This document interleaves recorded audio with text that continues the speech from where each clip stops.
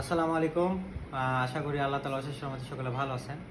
আজকে যে বিষয়ে আমরা আলোচনা করব সেটা হলো পোস্টপার্টাম ডিপ্রেশন, অর্থাৎ প্রসব পরবর্তী যেটা মানুষের যেটা আহ, বিষণ্ণতা হয়। অর্থাৎ আচ্ছা, একটা মা বাচ্চা জন্মগ্রহণ করার পর কয়েক সপ্তাহ বা কয়েক মাসের মধ্যে যে ডিপ্রেশনে ভোগে, অর্থাৎ তার যদি মানসিকভাবে ক্ষতিগ্রস্ত হয়, অর্থাৎ সে বিষণ্ণতায় ভোগে, তখনই এটা বলা হয় পোস্টপার্টাম ডিপ্রেশন। এটা খুবই খুবই ইম্পর্টেন্ট, কারণ হলো এটার কারণে সমাজে আমাদের পারিবারিকভাবে অনেক অশান্তি দেখা দেয়। এটা মেয়েদের বেশিরভাগ হয় গর্ভবতী, মানে হলো প্রসব পরবর্তী সময় মুড সুইং খুবই বেশি বেশি হয়, অর্থাৎ মুড খারাপ হয়, কখন ভালো কখন খারাপ, ওয়েদারের মতো সে চেঞ্জ করে তার এই ব্যবহারটা। তো এটা কিভাবে বুঝবো তার এটা হয়েছে পোস্টপার্টাম ডিপ্রেশন? দেখবেন যে সবসময় মন খারাপ করে থাকবে, বা সে বেশি রাগ করবে, বা তার খাওয়ার অনীহা হয়ে যাবে, বেশি খাবে না, তার অনিদ্রাতা খুবই ঘুম কম হবে, বা সবার সাথে কথাবার্তা কমিয়ে দিবে, সোশ্যাল মিডিয়া অর্থাৎ সে বেশি একাকিত্ব থাকতে বেশি পছন্দ করবে, ঠিক আছে।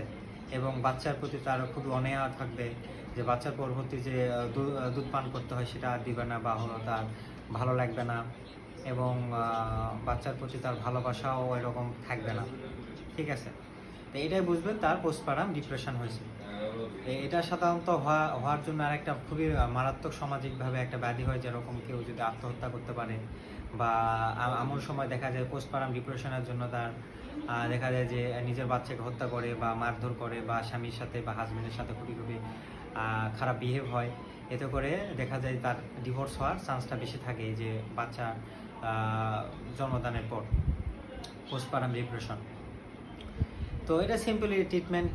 এটা ওষুধের থেকে অবশ্যই সামাজিকভাবে, আমাদের পারিবারিকভাবে তাকে সাপোর্ট দিতে হবে, তাকে নিজের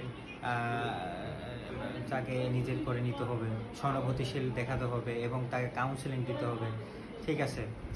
সাইকোথেরাপি দিতে হবে এবং হলো তাকে অ্যান্টি ডিপ্রেশন যেসব ওষুধের মাধ্যমে সে ডিপ্রেশনটা কম হয়, অ্যাংজাইটি কম হয়, উদ্বেগ, এসব তাকে ওষুধ দিতে হবে। এবং প্লাস ওষুধের থেকে অবশ্যই কম্বাইন্ড সিবিটি বলা হয়, কম্বাইন্ড বিহেভিয়ার থেরাপি, খুবই খুবই ইম্পর্ট্যান্ট। এটা সাধারণত যারা হলো সাইকোলজিস্ট তাদের কাছে গেলে এটা খুবই খুবই বেটার হয়, এবং সাইকিয়াট্রিস্ট এটা সাধারণত ডাক্তার প্রেসক্রাইব করে দিবে।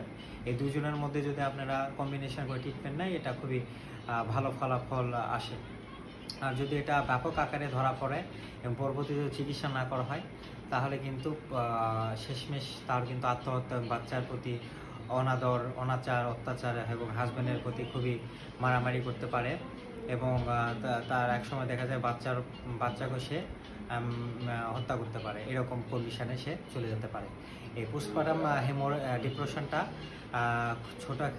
ছোটোভাবে ধরলেও এটা কিন্তু লং টাইমে অনেক খারাপের দিকে চলে যেতে পারে, যদি চিকিৎসা বা আমরা থেরাপি যদি না দিই সঠিক সময়ে।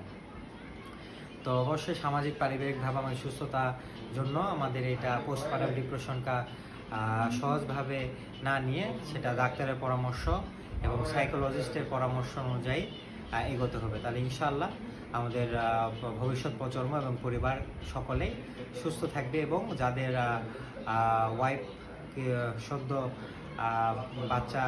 বাচ্চা হয়েছে তাদের প্রতি অবশ্যই সহানুভূতিশীল, এবং তাদের ভালোবাসা এবং সন্তানের মধ্যে ভালোবাসা, তাদের প্রতি সাপোর্ট, ফ্যামিলিগত শ্বশুর শাশুড়িকেও বলবো তাদের প্রতি, তাদের নিজের বৌমার প্রতি, পুত্রবধূর প্রতি ভালোবাসা, সহানুভূতিশীল, এগুলো রাখা উত্তম।